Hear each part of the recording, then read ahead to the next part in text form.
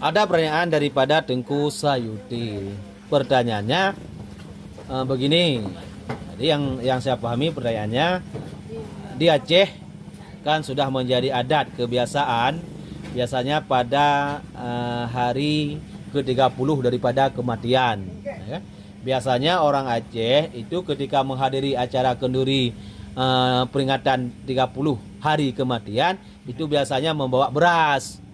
Nah, orang-orang datang ke tempat kematian tersebut membawa beras. Nah, terserah 1 are, setengah are, 1 kilo, terserah. Pokoknya ada membawa beras. Itu kebiasaan perempuan-perempuan di Aceh. Dan seterusnya pada malam harinya datanglah orang-orang berdoa. Dan beras tersebut dikasih kembali kepada orang-orang yang berdoa tersebut. Pertanyaannya, apa status beras tersebut? Kalau kita bertanya kepada orang-orang yang membawa beras, ibu-ibu yang membawa beras, atau juga yang punya rumah ketika memberikan kembali beras tersebut kepada para jamaah, apa yang dia kasat atau apa yang dia niat? Nggak tahu. Orang yang bawa juga nggak tahu karena itu hanya adat, ya bawa terus. Orang yang kasih pun nggak tahu, ya karena sudah biasa dari turun temurun kita kasih beras di malam 30, ya kasih terus. Dia tidak tahu apa hikmah atau faedah hukum yang ada dalam adat tersebut.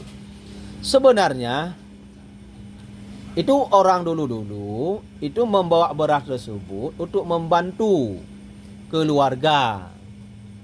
Membantu keluarga yang musibah tersebut dengan memberikan makanan. Itu berbicara adat.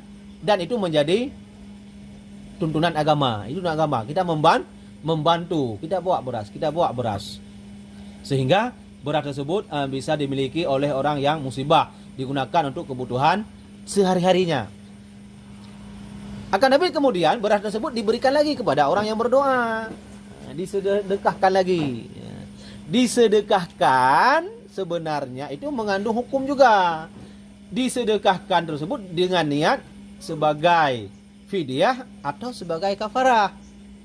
Diniatkan yang sebenarnya dia kan sudah punya beras yang banyak, yang meninggal ini punya tanggungan, mungkin dia puasanya kah, sholatnya kah, sehingga harus dibayar dalam bentuk fidyah atau kafarah. Maka beras tersebut yang diberikan kepada orang yang berdoa dikasatkan sebagai kafarah atau fidyah. Tetapi sekarang kalau kita tanya nggak tahu pun, karena sudah menjadi adat kebiasaan seolah hanya kasih saja. Sebenarnya itu ada manfaat. Bagi kita pun yang memberikan, itu ada manfaat juga. Manfaat secara agama, bukan hanya sedekah biasa. Tetapi kita membantu si mayat untuk membayarkan fidyahnya atau kafarahnya. Jadi ketika kita kasih, kita niat ini sebagai fidyah. Apabila yang kita kasih itu sedikit.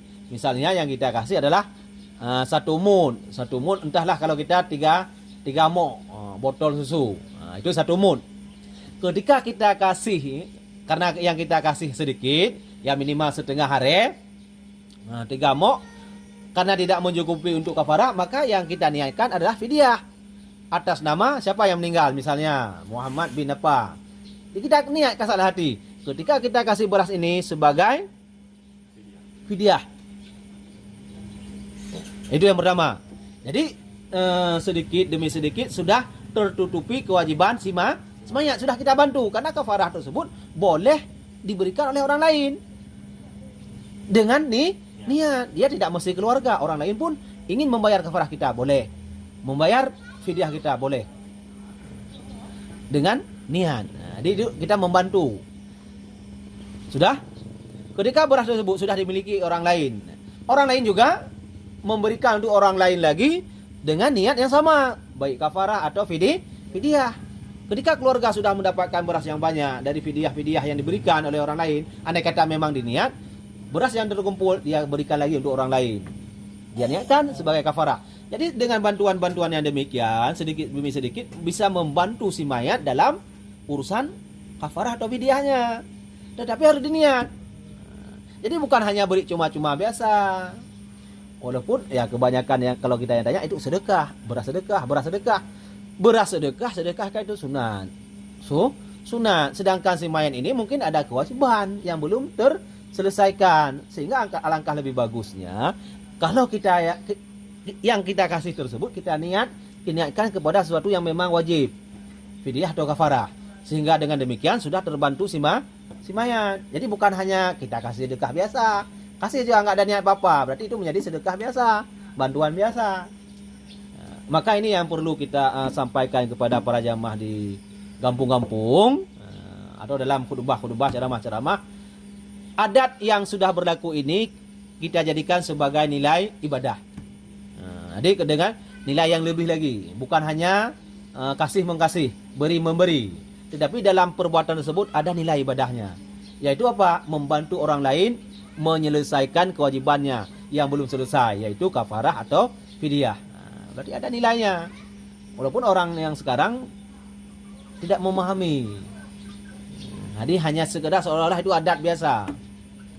Memang sudah menjadi adat. Adat itu yang dari syariat. Sebenarnya adat ya. Syariat sudah ada, hukumnya begini-begini. Zakat, kafarah, fidyah bisa dibayar oleh orang lain dengan dikasatkan untuk siapa. Maka dibuatlah dulu orang Aceh adat demikian. Karena itu tujuannya untuk membantu si mayat. Tapi orang sekarang yang nggak paham, tidak paham bahwa di dalam adat tersebut terkandung nilai syariatnya. Bisa dipahami, Khairul?